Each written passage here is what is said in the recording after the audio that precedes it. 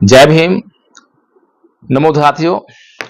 साथियों, संसद में आजकल एक और मामला चल रहा है और ये मामला बहुत महत्वपूर्ण है। आदरणीय राज्यसभा स्पीकर जगदीप धनखड़, उन्होंने जैसे ही जया बच्चन को जया अमिताभ बच्चन कह के पुकारा तो जया बच्चन ने उन पर जो है उनका गलत नाम लेने का आरोप लगा दिया और उनसे पूछा कि आपने जो है ये क्या ड्रामा बना रखा है।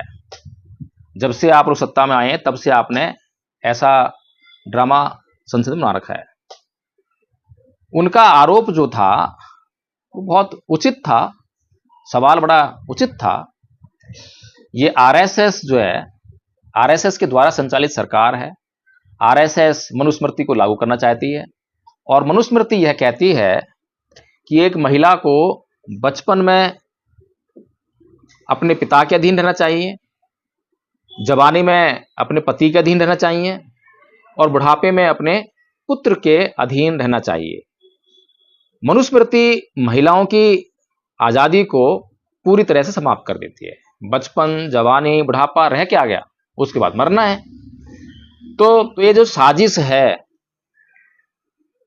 अभी ये भी सुनने में आया, कुछ वीडियोज वगैरह मैं देख रहा था, उसमें बताया जा रहा था कि जो वेस्टर्न इंडिया है, पश्चिमी भारत, वहां पर ये कल्चर है, वहां पर ये रिवाज है कि अपने नाम के बाद और बीच में जो है पिता का या पति का नाम लगाया जाता है। जब किसी लड़की की शादी नहीं हुई होती है तब तक उसके पिता का नाम बीच में लगता है और जब शादी हो जाती है तो उसके पति का नाम बीच में हो जाता है। जैसे कि सचिन रमेश तेंदुलकर, तो सचिन जो है सचिन का नाम है, रमेश उनके पिताजी का नाम है और तेंदुलकर जो है उनका उपनाम है। इसी प्रकार से लाल कृष्ण आडवाणी, लाल नाम हो गया, कृष्ण पिता का नाम हो गया, आडवाणी जो है उनका उपनाम हो गया। इसी प्रकार से जो है बहुत सारे नाम आपने देखे होंगे। इसी प्रकार से जया अमिताभ बच्चन, तो जया उनका नाम हो गया और अमिताभ उनके पति का नाम हो गया और बच्चन जो है उनका सरनेम हो गया, उपनाम हो गया। तो ये जो जया बच्चन ने ये जो बात कही, बात तो ठीक है। उसके बाद उन्होंने एक बात और कही कि अब जो है आप जितने भी सांसद हैं, जो पुरुष सांसद हैं, उनकी जो पत्नियां हैं उनके नाम को बीच में लगाना शुरू कर दीजिए और उससे पुकारिए। अब ऐसी हिम्मत कैसे कर सकते हैं स्पीकर महोदय, जो कि आरएसएस के द्वारा संचालित सरकार के नुमाइंदा हों और आरएसएस जो कि महिलाओं को गुलाम बनाने का षड्यंत्र रच रही हो, मनुस्मृति को इस देश में लागू करने का प्रयास कर रही हो। जया बच्चन ने तो केवल इसी मुद्दे को उठाया है कि नाम के मुद्दे को लेकर उठाया, लेकिन नीलम बौद्ध लगातार ये जो पुरुष और स्त्री के बीच की समानता, इसमें जो भेदभाव जो आरएसएस और हिंदुओं के द्वारा किया जाता है, स्त्री की आजादी को छीना जाता है लगातार विभिन्न प्रकार से, विभिन्न रीति रिवाजों से, परंपराओं से, उसके ऊपर कितने वीडियोज बनाए, कितनी जगह भाषण दिए, लोगों को जगाने का काम किया और वहां पर जो है उनको बहुत भारी विरोध का सामना भी करना पड़ा।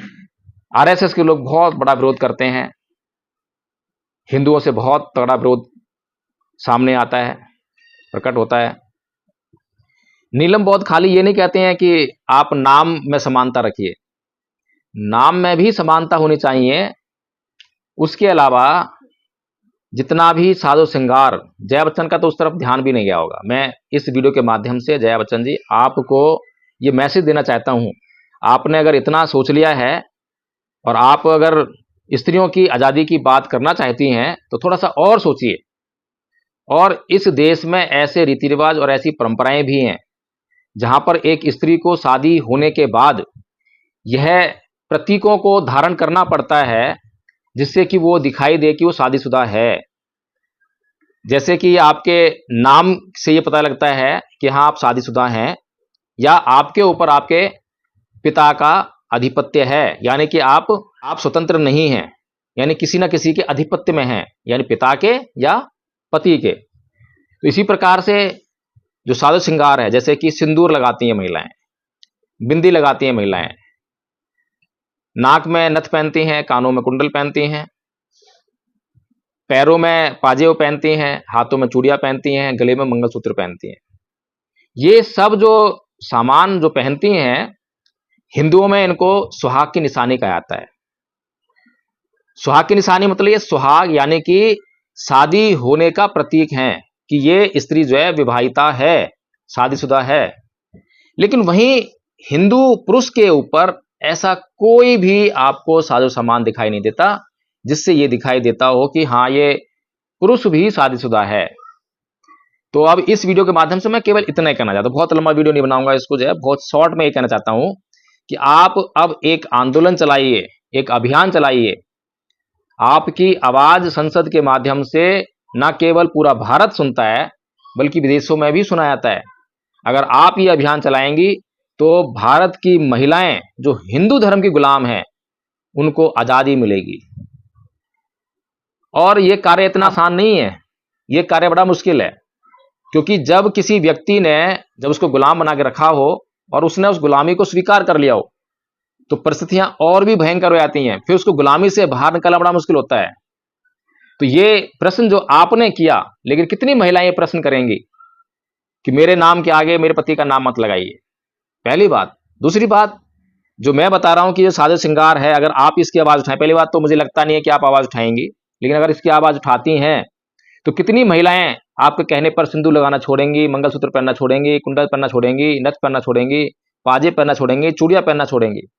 इसके अलावा खाली हिंदुओं में बात नहीं कर रहा हूं मैं, नहीं तो फिर हिंदू कहेंगे कि आप केवल हिंदुओं के खिलाफ बोलते हैं। मुसलमानों में बात कर रहा हूं मैं। एक बार मैं एक कोर्ट में पेश हुआ, मैंने जब कोर्ट के भीतर प्रवेश किया, मैं देखकर आश्चर्यचकित रह गया।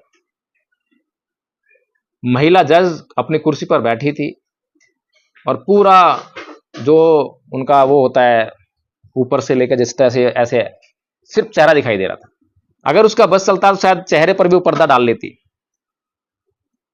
लेकिन शायद कोर्ट की ये आवश्यकता रही हो कि महिला जज जो है अपना चेहरा छुपा नहीं सकती है, चेहरा दिखाएगी।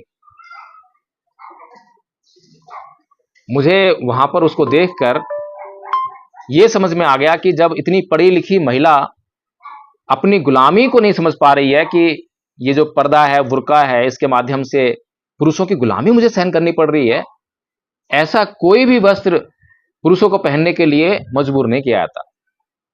तो आप समझ सकते हैं कि ये जो काम है ये बहुत कठिन काम है। जब महिलाओं ने इसको स्वीकार कर लिया हो, महिलाओं ने बुर्के को स्वीकार कर रखा है, मुस्लिम महिलाओं ने पुरुषों की गुलामी को स्वीकार कर रखा है, ऐसे ही जब हिंदू महिला, मुस्लिम महिला पुरुषों की गुलामी को जब स्वीकार कर ले तो आपके और हमारे द्वारा ये जो कार्य किए जाएंगे ये कार्य बहुत खतरनाक साबित होंगे। खतरनाक मतलब जान को जोखिम में डालने वाले। हम तो लगातार कार्य कर रहे हैं, लगातार जान जोखिम में होती है, लेकिन अब मैं देखना चाहूंगा कि आदरणीय जया बच्चन जी, अब आप, जैसे कि आपका नाम पहले जया भादुड़ी था, शादी के बाद आपका नाम जया बच्चन कर दिया, इस पर भी आपको आपत्ति करनी चाहिए थी, तब आपने आपत्ति नहीं की। चलो कोई बात नहीं, संसद में पहुंचने के बाद ही आपको समझ में आया हो, और तब भी आपको इतने समझ में आ रहा है कि अमिताभ नहीं लगाना है, जया बच्चन लगा दो। अभी भी आप जो सरनेम जो है अपने पति का ही रखना चाहती हैं।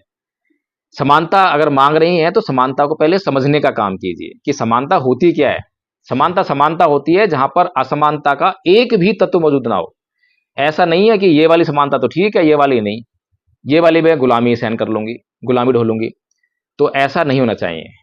तो अगर यह वीडियो वायरल होता है, आपके पास पहुंचता है, तो मैं ये देखना चाहूंगा कि आप अब भारत की महिलाओं के लिए, भारत की महिलाओं में सभी महिलाएं शामिल हैं, हिंदू महिलाएं भी और मुस्लिम महिलाएं भी, और भी अन्य जो महिलाएं हैं किसी भी धर्म की, जहां पर उनके ऊपर स्त्री और पुरुष के आधार पर कोई भेदभाव किया जाता है, इस तरीके का भेदभाव किया जाता है, गुलामी का प्रतीक उनके ऊपर लादे जाते हैं, तो आप उनके खिलाफ कितनी आवाज उठाती हैं, उनके समानता के लिए कितना काम करती हैं, ये देखना बाकी रहेगा। मैं इंतजार करूंगा। जय भीम, नमो बुद्धाय।